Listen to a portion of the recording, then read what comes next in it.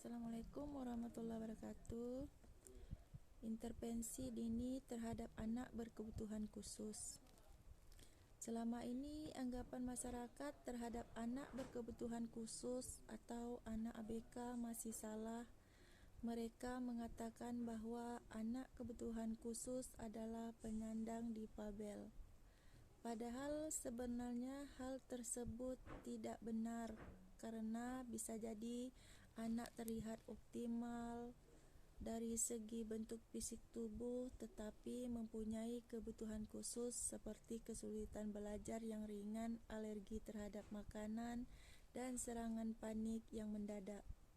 Jadi, anak kebutuhan khusus bukan semata-mata anak yang membutuhkan kursi roda, kruk atau tongkat penyangga, guiding block, atau tegel penunjuk arah atau alat bantu difabel lainnya.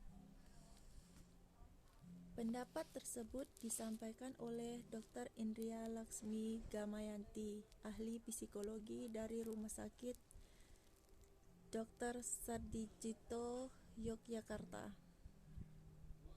Menurutnya, pemahaman tentang terminologi anak kebutuhan khusus ini sangat penting karena berkaitan erat dengan penanganan yang akan diberikan. Sementara sekarang ini berbagai instansi pemerintah masih berbeda-beda dalam memberikan pengertian terhadap anak kebutuhan khusus.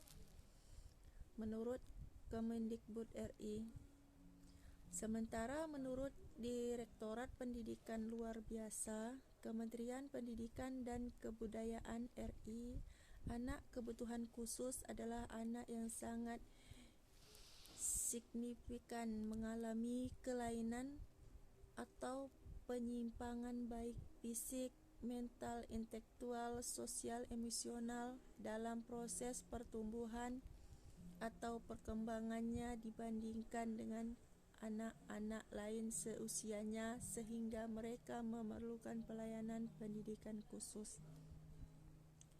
Kemudian dari definisi tersebut, maka anak kebutuhan khusus dikelompokkan menjadi 9 jenis, yaitu tunanetra, tunarungu, tunadaksa, tunarahita, slow learner, gangguan belajar spesifik, gangguan komunikasi, dan tunalaras. Kemudian berkaitan dengan penanganan masalah pendidikan, maka apabila di sekolah masih dijumpai di luar kelompok tersebut seperti anak autis atau anak korban narkoba dan anak memiliki penyakit kronis, maka guru dapat meminta pihak lain yang relevan untuk menanganinya. Hal ini yang kemudian sekarang ini muncul istilah sekolah inklusi, sekolah umum yang menerima anak kebutuhan khusus. Namun, lebih lanjut Gamayanti mengatakan bahwa sekolah inklusi tidak sepenuhnya cocok untuk anak kebutuhan khusus. Bahkan sebaliknya, untuk jenis anak kebutuhan khusus tersebut seperti autis berat, sekolah inklusi justru akan menghambat perkembangan anak tersebut. Masalahnya, dia menilai bahwa sumber daya manusia sekolah inklusi yang ada sekarang ini belum mampu menangani anak kebutuhan khusus. Sementara di sekolah khusus, anak kebutuhan khusus justru akan mendapatkan perhatian secara khusus karena selain tenaga pengajar sudah terdidik, jumlah siswa juga relatif lebih sedikit sehingga seorang guru lebih mudah untuk memantau perkembangan anak kebutuhan khusus tersebut. Tidak perlu kekerasan. Sementara Ninik, salah seorang difabel yang menjadi peserta diskusi, menceritakan pengalamannya ketika masa kecil.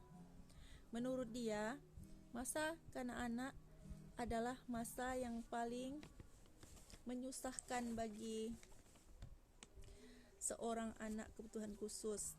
Misalnya selalu diolok-olok teman sebaya. Kemudian untuk mengatasi hal ini, maka dia harus melawan dengan cara mencari kelemahan orang yang sudah mengolok olok tersebut. Namun, kemudian Damayanti menambahkan bahwa apapun yang terjadi pada seorang anak, khususnya anak kebutuhan khusus, tidaklah perlawanan atau membela diri dengan kekerasan tetap tidak dibenarkan. Tindakan kekerasan yang terbiasa dilakukan sejak dini justru akan menyebabkan perkembangan jiwa seorang anak akan menjadi kurang optimal, bahkan nanti bisa menjadi tidak terkendali. Demikian salah satu poin dari hasil diskusi tersebut.